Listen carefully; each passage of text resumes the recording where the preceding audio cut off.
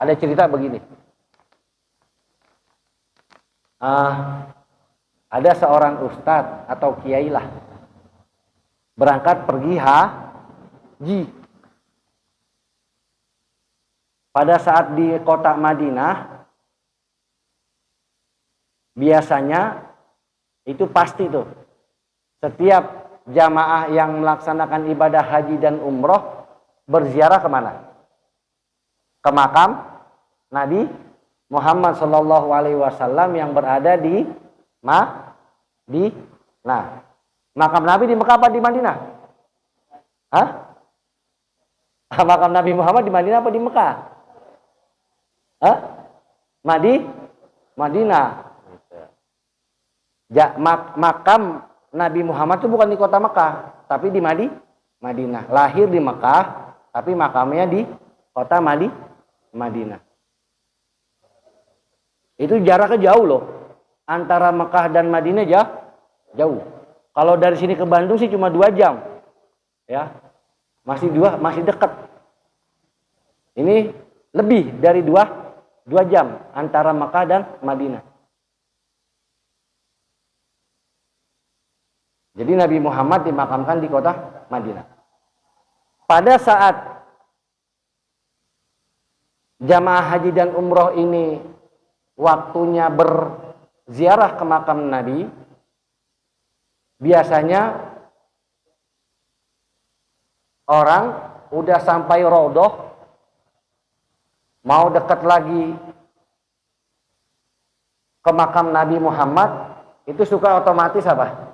Nangis, meneteskan air mata, sengaja kek, enggak kek, gitu ya, pura-pura kek, atau memang apa? Drama kek gitu ya, acting, itu nggak bisa dipungkiri, air mata pasti menetes. Kenapa? Karena rindu dengan Nabi Muhammad, kangen dengan Nabi Muhammad sebagai sosok bapak rohani kita para manusia. Nah, ada satu orang jamaah nih,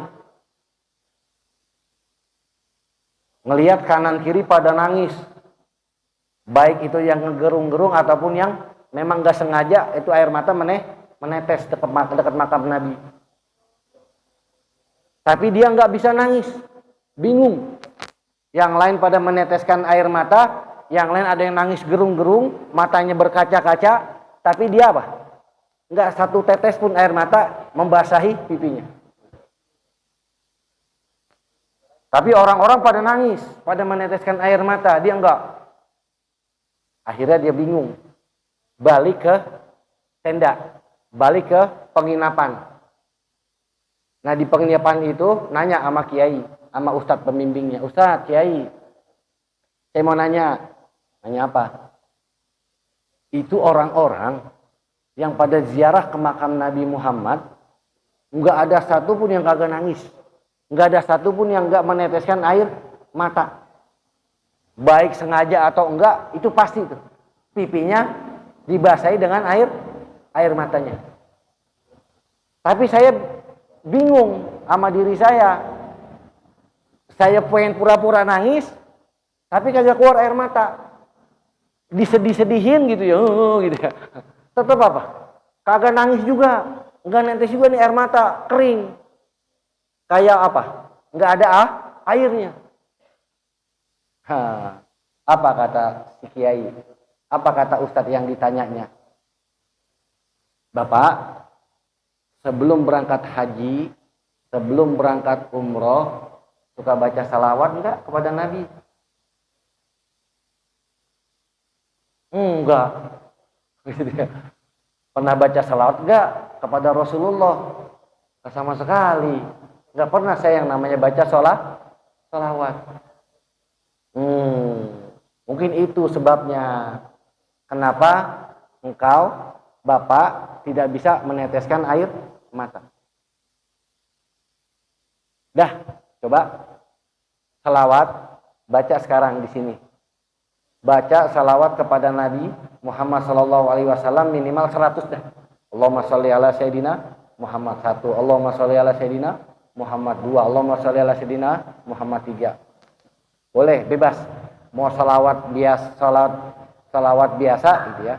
Mau salawat nariyah, mau salawat fatih, silakan. Yang penting salawat. Mau salawat badat, monggo. Nah, akhirnya dia baca salawat. Si bapak tadi baca salawat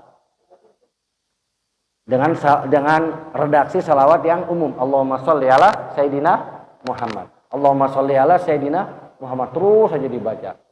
Dah kelar Ustaz, Kiai, dah. Sekarang Bapak balik lagi ke apa tadi? Makam Nabi Muhammad. Balik lagi ke Raudhah. Ziarah lagi ke makam Rasul. Silakan pergi lagi. Ketika Bapak itu berjalan menuju makam Nabi, ya, melewati Raudhah, dari kejauhan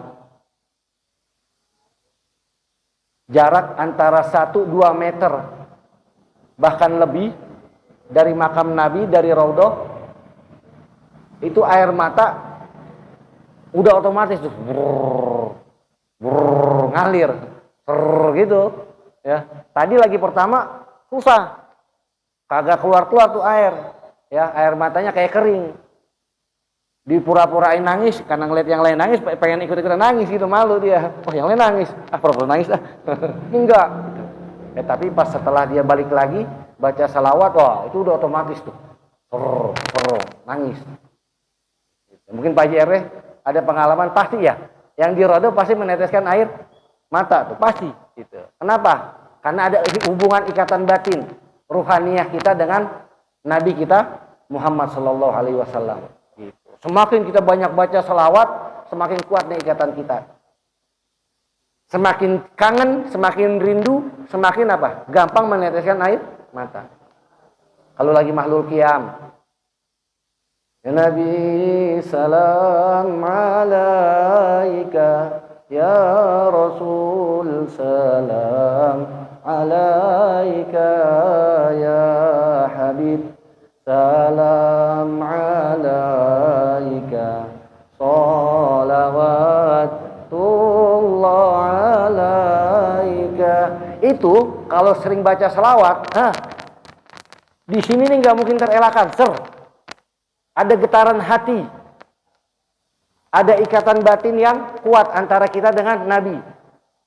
Kalau benar-benar kuat, itu nggak terasa air mata menetes, air mata mengalir. Nggak percaya, cobain.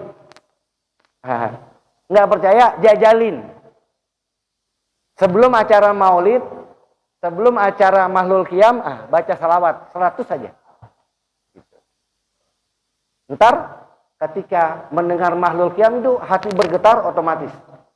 Mata akan mengalirkan air matanya tanpa disengaja. Nah, itu kenapa Nabi Muhammad menjadi bapak rohani seluruh manusia dan juga seluruh alam semesta.